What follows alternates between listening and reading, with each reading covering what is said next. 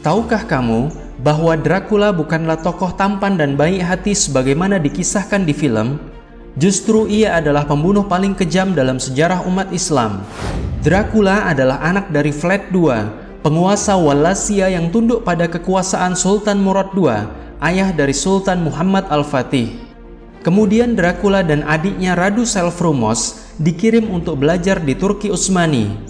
Mereka tergabung dalam kesatuan Yeniseri yang merupakan strata militer paling elit di Kesultanan Turki Utsmani. Usia Dracula ketika masuk dalam pendidikan Utsmani kala itu adalah 13 tahun, 1 tahun lebih tua dari Muhammad Al-Fatih. Bagi Dracula, menuntut ilmu di Kesultanan Utsmani hanyalah penyamaran belaka, karena sejatinya ia sudah didoktrin oleh para ekstremis dari kaumnya untuk membenci dan memerangi kaum muslimin.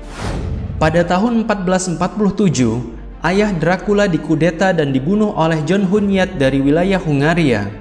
Kesultanan Utsmani kemudian membantu membebaskan wilayah Wallachia dari kekuasaan John Hunyad, dan Sultan Murad II menugaskan Dracula untuk menjadi pemimpin pengganti ayahnya yang telah wafat. Di luar dugaan, inilah kesempatan yang ditunggu-tunggu Dracula.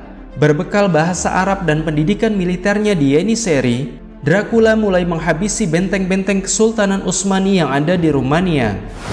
Pasca penaklukan Konstantinopel, di tahun 1459 Sultan Muhammad Al-Fatih mengirim beberapa utusan untuk memastikan wilayah Wallachia baik-baik saja.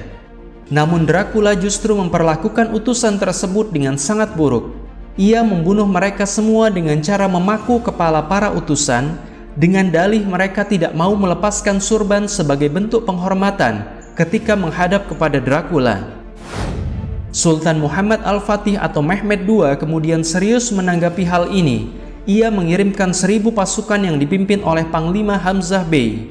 Ternyata 1000 personel muslimin ini harus berakhir tragis dengan cara yang tidak pernah terbayangkan sebelumnya.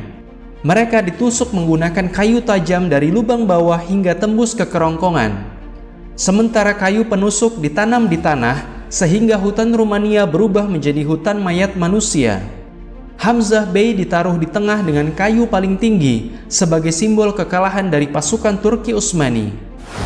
Sultan Mehmed II benar-benar murka akan kejadian ini. Ia mengirimkan 90.000 pasukan yang dipimpin oleh Radu, adik dari Dracula yang masuk Islam dan menjadi muslim taat.